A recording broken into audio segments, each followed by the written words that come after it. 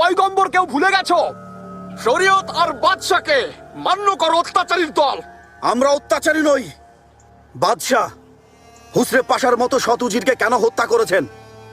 শুনেছি শাহজাদাদেরকেও হত্যা করবেন। শাহজাদাদের দেখতে চাই।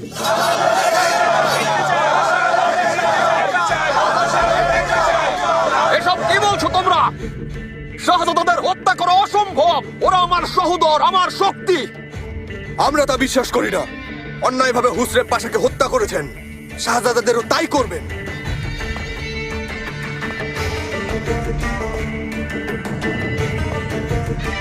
শাহজাদাদের দেখতে চাই। শাহজাদাদের নিয়ে আসুন।